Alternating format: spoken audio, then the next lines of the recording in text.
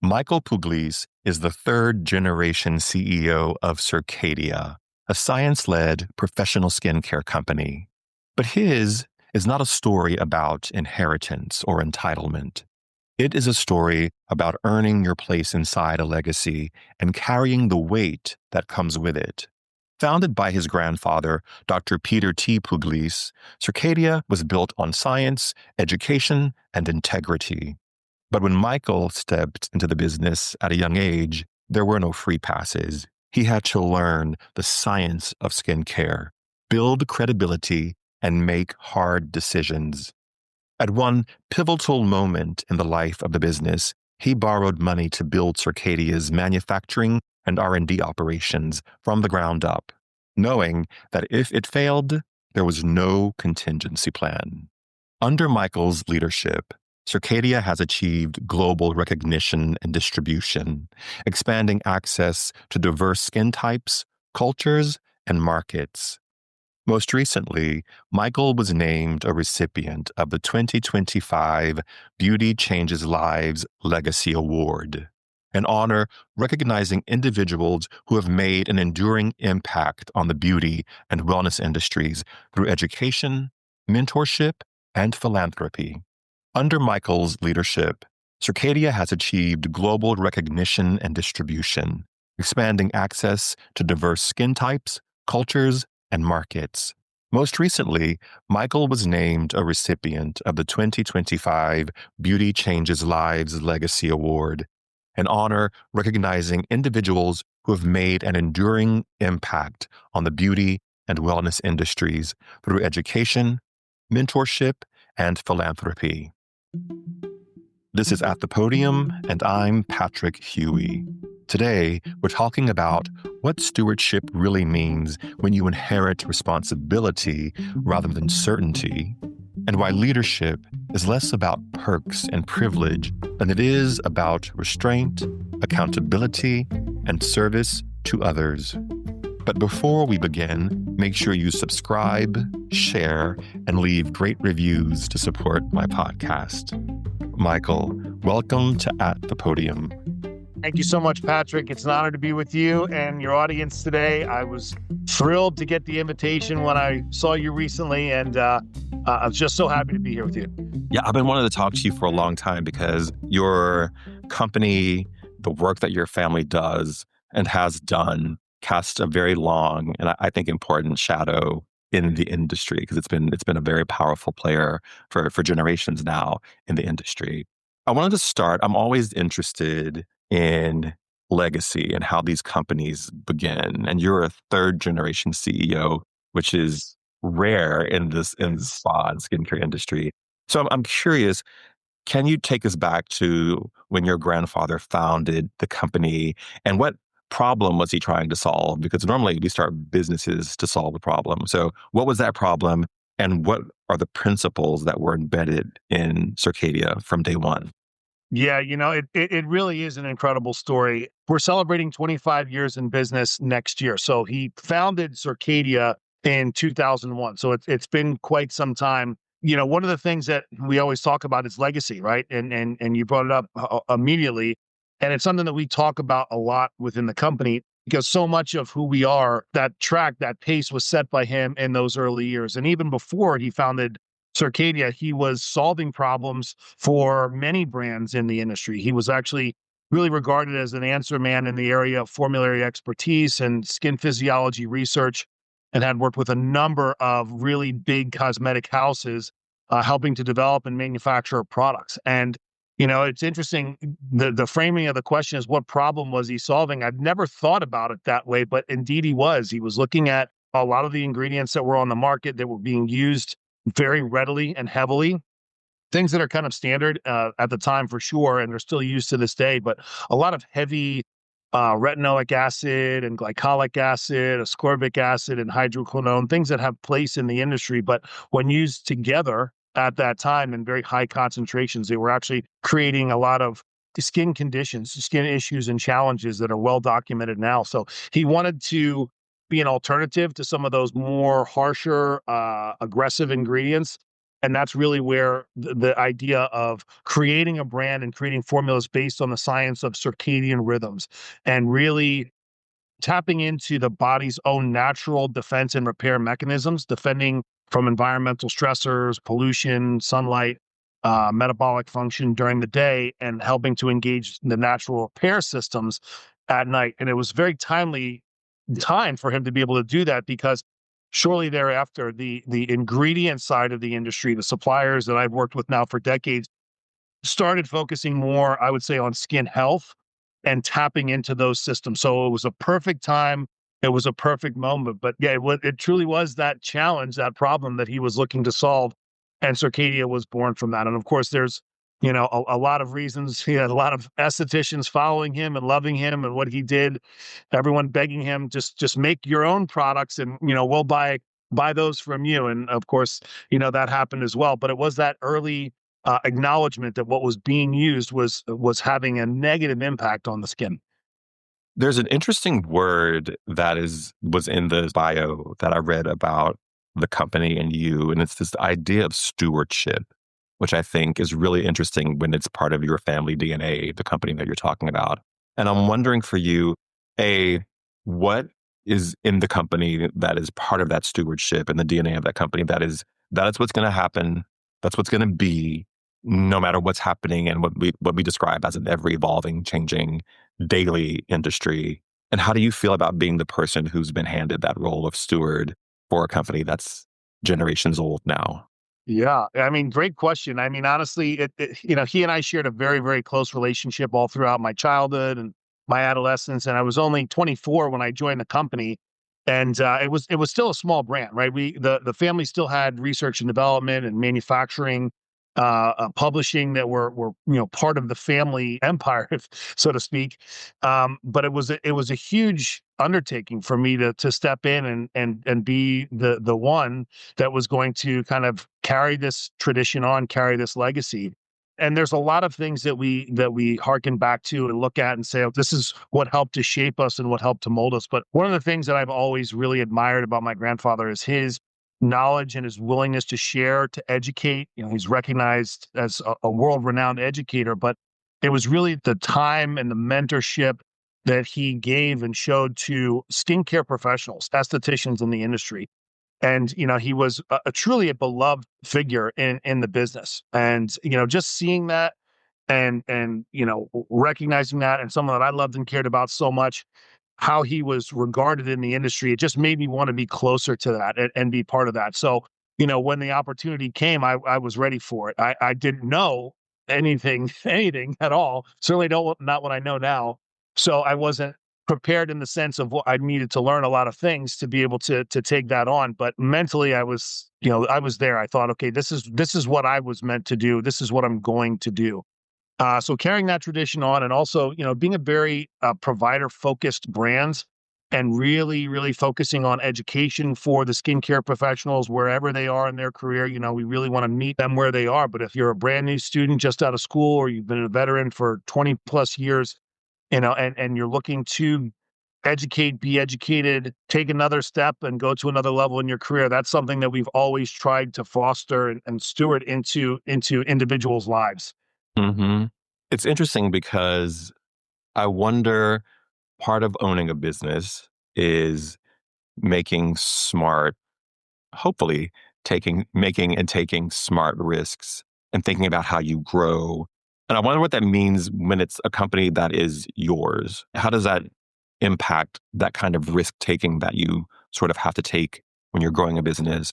How does it impact the sense of responsibility that you feel towards this company? And that's a great question too. I think it's really a balance. And looking back at the 20 plus years that I've been involved in the company now and in the industry, I would say that my appetite for risk early on was much greater. I still do have an appetite for it, and we do like to look at ourselves as industry disruptors and just doing things a little bit differently.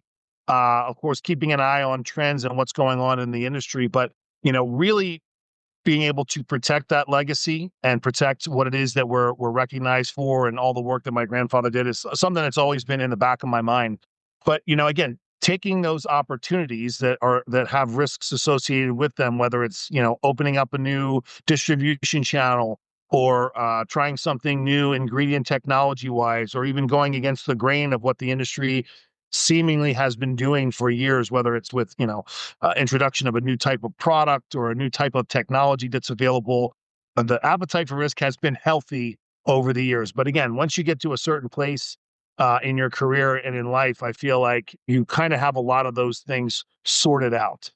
Mhm. But it still is every once in a while fun to roll the dice and see where they land. Let's see what happens. Let's see. Yeah, exactly. It's interesting. I've been in the spa industry since 2002. So, and I've seen a huge shift in how the industry operates and sort of the space that the spa and wellness industry now occupy in our culture and our popular sort of mythology of what wellness looks like and all those things. But one thing that's very different is that skincare has become highly democratized in the current world. I mean, we still have legacy brands and these sort of really big companies that sort of dictate potentially what our choices are when we come to consuming. We have Sephora's, we have Blue Mercury's, and these sort of like specialty entities that sort of dispense skincare. But on the other side, there is an entire market for direct to consumer skincare brands that have sort of proliferated on Instagram, TikTok, YouTube. And I wonder, I don't want to speak ill of people's work, but I sometimes question the science behind what's being put out in sort of mass market ways. And I wonder, do you see those types of brands as threats to your market share for Circadia? And how are you responding to that? Or is it more of an opportunity to clarify who you guys are in the market? Another great provocative question, Patrick. I love it. It's interesting, and I would say it depends on how you look at it. I mean, I think what TikTok and Instagram and the shopping and the internet in general has really showed us is that the world is a really, really big place, and there's a lot of different consumers out there, and people want to Mhm. consume their personal care products very, very differently. When we look at who's competition, I mean, really every single discretionary dollar is competition. If you look at top of funnel and how the what people are allocating towards making themselves look better and feel better and how they're doing their skincare routine. So I think it's positive in all ways. Even when we look at young kids getting into Sephora, I mean, obviously putting some controls and some restrictions around things. But I think the more educated the consumer becomes about how important skincare and skin health is, and protecting the skin at a young age and not doing all the crazy tanning beds or no sunscreen stuff that a lot of our generation did. I think it's great. As far as a strategy and looking at that, I think it's a great opportunity to really highlight who we are as a company and really not necessarily set the record straight, Mm, but come with legitimate education about what products are doing, how they function, what they're definitely not doing for certain people. And it's a fine line to walk too, because if you present yourself as someone who's there to kind of debunk or push to the side other brands that are promoting it may be a single ingredient or a trend or a concept, when we know that it takes a plethora of technologies working together to really generate the results that most people are looking for, whether it's aging or acne or skin sensitivities in general. You really need to have a lot of tools in the toolkit to get the results that you're looking for. So when I see a new brand come out or a brand that's been established and they kind of downput something that's going on, I see it as not necessarily a good thing. I never think it's a good look, right? mm. I think Yep. immediately tells us, hey, you're trying to downplay something in order to promote what it is that you have. And we all have an agenda, right? We're all promoting something. But again, I do think it's an opportunity for brands that stand on legitimate, well established scientific concepts to be able to educate those that are looking to get more knowledge and insight. And it, like I said, it's a big market out there. And it actually, in recent years, I've paid very close attention to who is out there, who's selling, who the brands are. And it's interesting that the pro channel doesn't get a lot of attention. You mentioned the Sephoras and the Blue Mercuries of the world, but the pro channel is something that is just kind of this this other thing that most people that are in the whether it's the banking space or the investing space, they don't even really pay attention to it nearly as much, which is interesting. When we look at professional skincare, you would think that we would be dominating the marketplace. And it's really not. It's these direct to consumer products. And some of them are fantastic. And some of them do use the same type of ingredient technology that we have. But I think again, it's a deeper level of understanding and education that professional brands can provide. They don't necessarily provide it all the time, but they can provide. And I think that's what sets us apart from, every other consumer brand that's on the market. You've said a lot of different things there that are really sort of interesting to me. One is the investor class and the investor market that is really getting a foothold in the spa and wellness industry because they read the same trend reports that we do. They see the exact same things that we see. And I think, I say often to my colleagues, there's a whole other world happening around wellness that does not involve us. And I attend different conferences and speak at different conferences. And there is an entire investor class who don't have a real um, sort of emotional, sentimental attachment to more traditional forms, professional channels of how we've sort of conducted wellness and well-being over the past 30 to 40 years. They're looking for things that can scale quickly, that don't have a lot of overhead, that can be franchised, which is a very different type of business model than many of the types of businesses that I've worked in and run exist within. So I think that's a very interesting change in the sort of funding of spa and wellness, and that will definitely impact how we behave in the industry. My second thought that you said, and I don't know if you meant to say it this way, but I do think there is something about, and it comes up on this show a lot, about the idea of people being able to see themselves when they are purchasing, when they are dreaming about their futures, when they're doing the things that people do in their lives. And I think part of what our industry has done, I don't think they've done it intentionally, is that it's been a very sort of specific, unique kind of person and experience that we're talking about for the most part. Yeah. We've left the door wide open for a lot of disruption to come in and start talking to the consumer that just maybe they can't afford to pay, $300 for a facial at a spa, or the things that you sort of, do and have to be able to afford when you go to many spas, in globally. It's not just in the United States. But I think that's a very interesting thought. And you talk about it in terms of Circadia, in terms of, really being able to meet people where they are, either culturally, skincare types, skin condition types, which I think is a very interesting approach to how you talk to a consumer to get them to become part of your family of products. Right. Yeah. And you're right. It is how people see themselves, that is something that needs to be taken into consideration. And even when we look at trends in the industry, one of the things that I've been really digging into lately is neurocosmetic. It's kind of an emerging concept. A lot of it is about how we feel about how we look. There's other parts of it too, very, very deep rooted in the science part, but the things that are a little bit more subjective, I think, and it's so interesting now is that we're measuring performance and product on emotion. So I'm like, wow, that is opens up a whole new category of opportunity, not just for product development, but for performance as well. Yeah. As much as we want to be scientific and or scientific based, there does have to be some sort of evidentiary component to it, because if it does make me feel better, then I feel better. I mean, I don't know if you can always tie that back to a specific metric, but there's real value in how one thinks and feels about themselves based upon their experiential existence, right? I think. Yeah. Absolutely. We've got some exciting things coming in 2026, as you might imagine, with some new launches and some new developments. So I'll be happy to share that with you and the audience as they start to come next year. And there's a little bit of that will be adding to the Circadia story.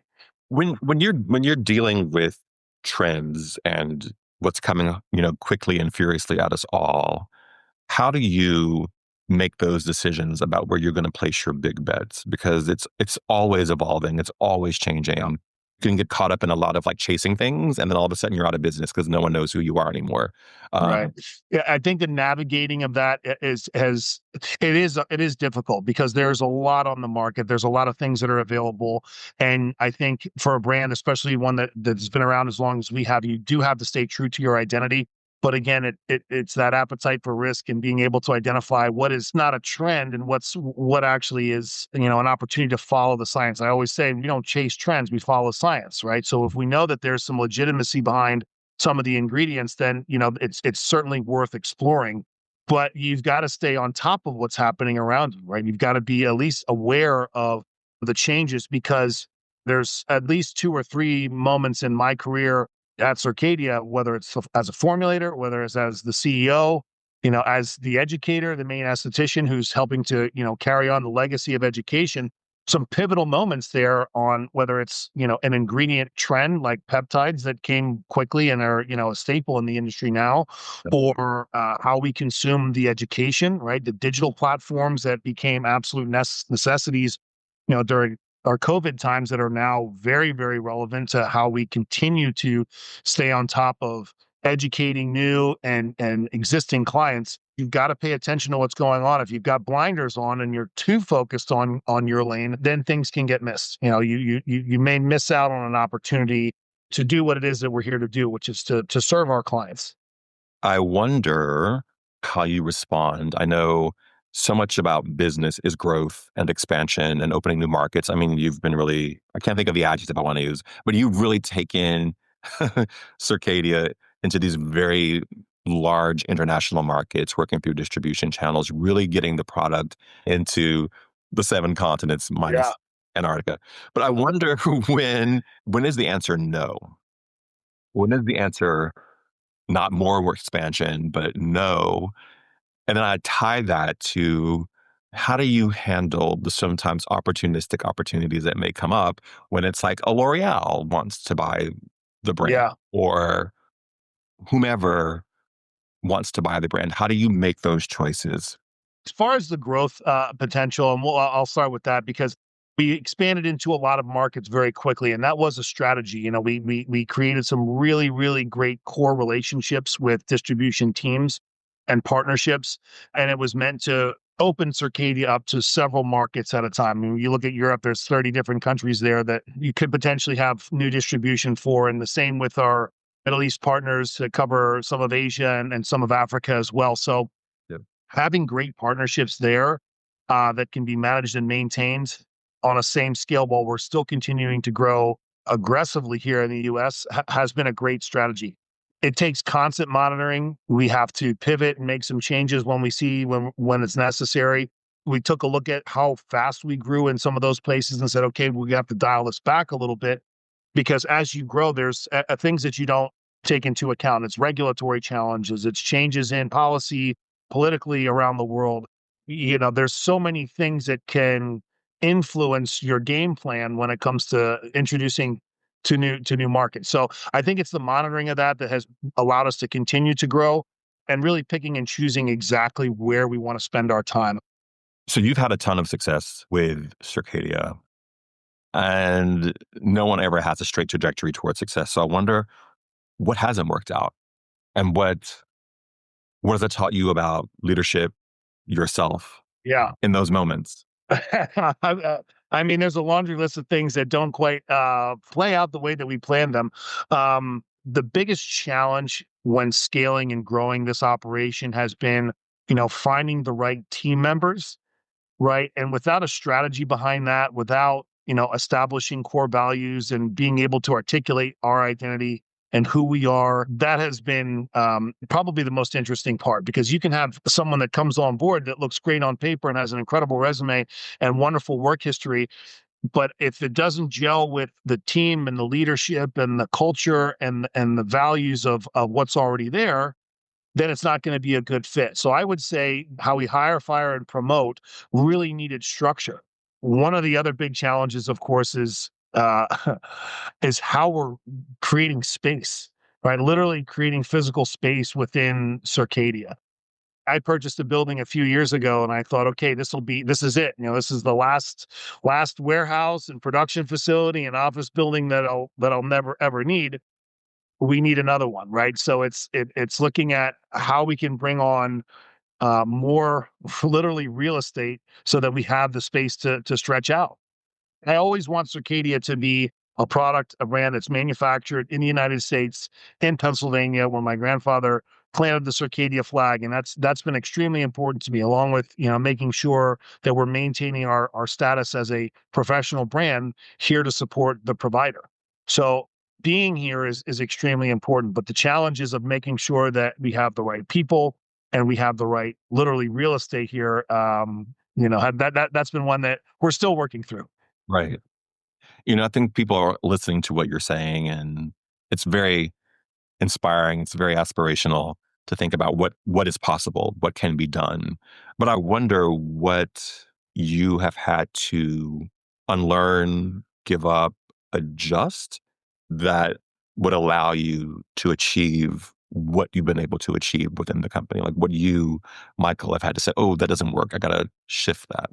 Trying to take the emotion out of business. Another soundbite, another quote, and I think it was Brandon Dawson that said this one is that there should be no emotion in business other than celebration. So being so close to this brand and having this company has been started by my grandfather and I put my heart and soul and blood, sweat, and tears into it, it's almost impossible not to take things personally, not to take rejections or criticism about what you're doing personally. So focusing on that and knowing that as soon as someone is able to have an opinion, they will have an opinion of whatever it is that you're doing, but you cannot let that elicit an emotional response from you. And I think that's been something that has been, a challenge for me to work on, but something that I've been able to let go. People are going to say and do whatever it is that they want to say and do. It shouldn't affect what it is that we're doing. Mm. What did it mean for you to receive that award from Beauty Changes Lives in 2025? It was a moment. It was a moment. I honestly was in a bit of disbelief when I got the phone call that I was being honored, and I'm like, "Me? Why?" And then, to look at those that had been honored before, people that I really knew and had respected, Horst from Aveda. I mean, just a list of people that are just who's who in the industry. So it was a great honor, and taking a look back and having conversations with close friends and people that I care about and that I trust and say, "Hey, listen, you're a voice in the industry. You've done some pretty amazing things. Take a moment to enjoy it." So I did. I was able to really enjoy that. It meant a lot to me. It means a lot to be recognized and honored by people that you respect. It's not why we do it, but when it happens, it certainly it feels great. And to be able to celebrate with my team and my people and my family, my children, my mother, my aunts, people that I care about the most in this world, and to have them see me up on stage being honored with this incredible award in front of all these people, it was a moment. It felt great. Was it Maya Angelou who said, I stand as one, but I come as 10,000? There's like a lot of people who contribute to you walking onto that stage and getting that award. And it's something that I've never lost sight of in all the years is that, as much as I feel like I've been able to do, I do it because I'm supporting a purpose, an idea, and what it is that we're trying to do as a team. And by doing that, it garners this recognition. So to be able to be honored for that later, it really is a special thing. You talk about stewardship and you talk about extending the legacy that started with your grandfather, and you have two daughters. So I wonder how that colors how you think about the work and the choices that you make. It definitely has an influence on what it is that I decide to do and how I decide to do it. People ask me all the time, "Are the girls going to take over the company?" One day, if they want to, I would love to see them do that. But I heard this growing up as well: is that you really have to give your kids the support that they need without doing too much for them. So I want them to be able to do whatever it is that they want to do, whatever they are passionate about and their path that they find in life. I want to be able to be there to support them. So I wrestle with the idea of saying, okay, here's the company, right? Because I know there's a lot of people in the industry that thought that that's what happened for me, and it didn't. I was definitely put on a path, and my grandfather, being the just incredible person that he was, he gave me the guidance that I needed to learn these things on my own. But he also gave me the tough love to say, well, here's your opportunity, but you've got to figure it out. Yeah. There's no gimmies anywhere.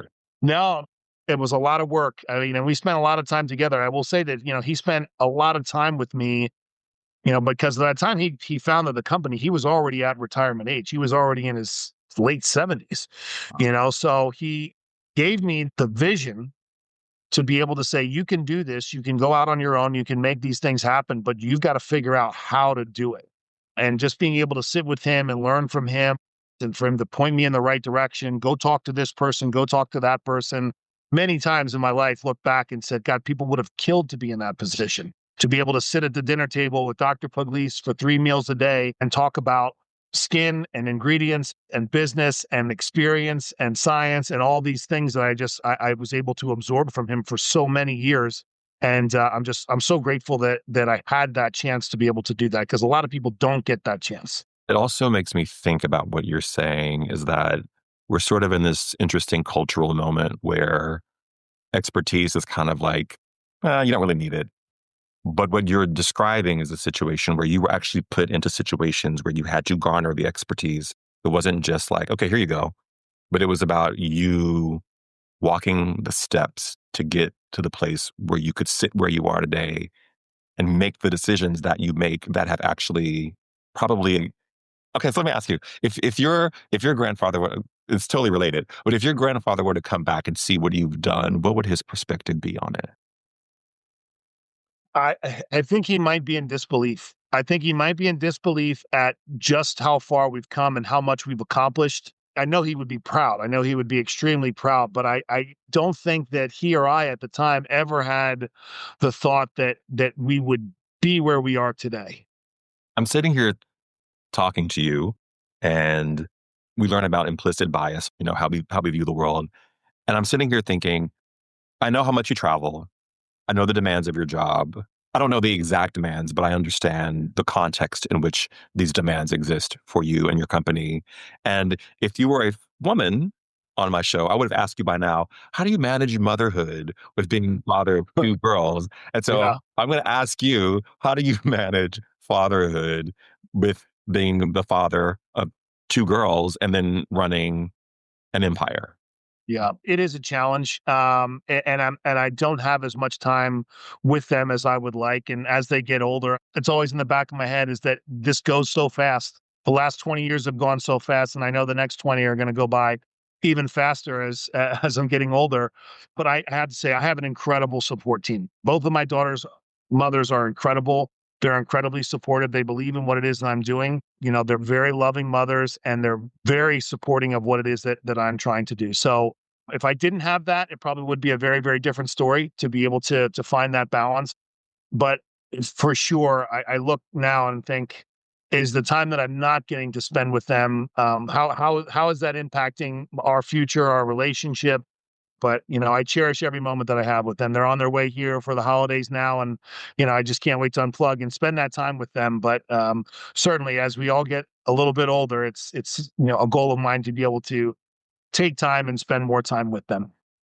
But I know they see me, I know they see what I'm doing, and I get to bring them like they were there for the award show. So they know that what I'm doing has meaning. Even at this young age, they know how important what it is that I'm doing and how important Circadia is to so many people. Yeah. Yeah. What for you has been your biggest leap of faith that surprised you that you had to take in order to move forward in your life and career? That's a good one. I think some of the biggest challenges, again, in the beginning, just trying to figure everything out. The cash flow was not what it is today. The resources were very, very scarce. I think there was a transition in the family when my grandfather was well past retirement age, and he had to retire. We were selling off some of the parts of the company, manufacturing and the research and development part, that had kind of been the lifeblood of influx for Circadia and kind of helped to support us there. That wasn't there, and that was probably around 2009, right? So we were already struggling with the economic collapse that we were all experiencing, and then all of a sudden the ability for me to kind of piggyback some of the projects into what my grandfather and my uncle with manufacturing were already doing kind of went away. So I had to borrow money to set up my own entire operation. So I Mhm. set up my own R&D, set up my own manufacturing, and it was very, very small, humble beginnings. I mean, we had two little tanks, and we were making most of the products.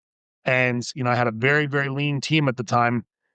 So I think that was probably the biggest bet I put on myself at that time, because if it didn't work out, there was no contingency plan. And we were already strapped because the economy wasn't doing well, but we were growing. So, I had some really smart people around me at the time that said, look, your growth trajectory is enough to support this, but if it doesn't continue to grow, you're in trouble. so Mm, so making that leap of faith and being able to say, okay, now I have all my eggs in the Circadia basket, but it's my basket.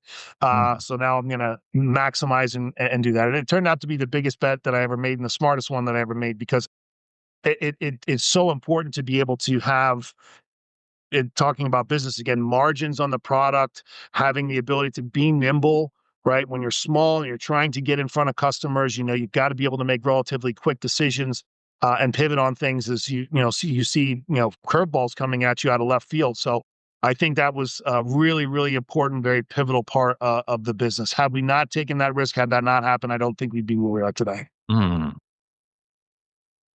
On this season of the show, we've been talking to people about what their legacies are, and you stand in an amazing legacy that you have obviously expanded beyond maybe even the dreams could have been at the time the legacy was formed. And I wonder for you, what legacy and whatever that means, do you hope to leave?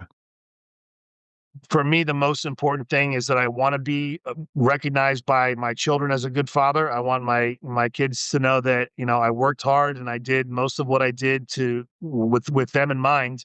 I also want to be known for being someone who has brought not just opportunity to those that we serve, but also education as well. I really enjoy when I see on the forums and I hear people talking about how great Circadia's education is and how open we are to sharing knowledge and information.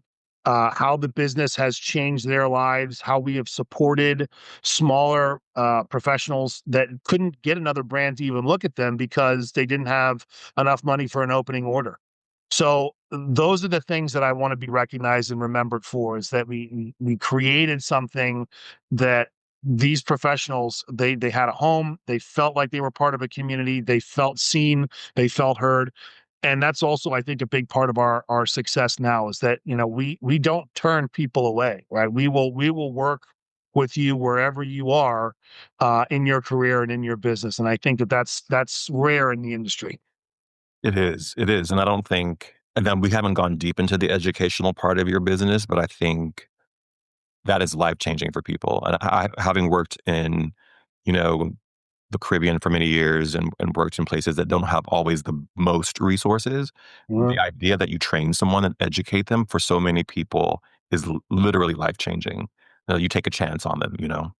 Yeah, it can be. I mean, it's one of the reasons we have our Sage Michaela Lucas Scholarship Fund, which is named after my daughter, for Black, Indigenous, and people of color. And it's $25,000 a year, $5,000 scholarships and awarded annually. We've raised over $150,000 over the last several years and donated. And some of the recipients have become ambassadors to Circadia. They are top educators in our company. So we know that we're making a difference. We know we're making an impact and helping people achieve their goals and get to where they want to be. And I think that there's no greater achievement that we can have as a company than that. Mm. Michael, thank you so much for this time today. I really appreciate you sitting down and giving us a little window into your soul and into your business. I think these stories help people. Well, thank you, and I really appreciate the invitation. I appreciate the opportunity to share. I hope it bodes well, and the audience enjoys it. I'm sure they will. So thank you, Michael. Thank you. To those of you who are watching or listening, remember we all have a voice. We all will leave a legacy. Live and choose wisely. Bye, everyone. Thank you again, Michael. Thank you.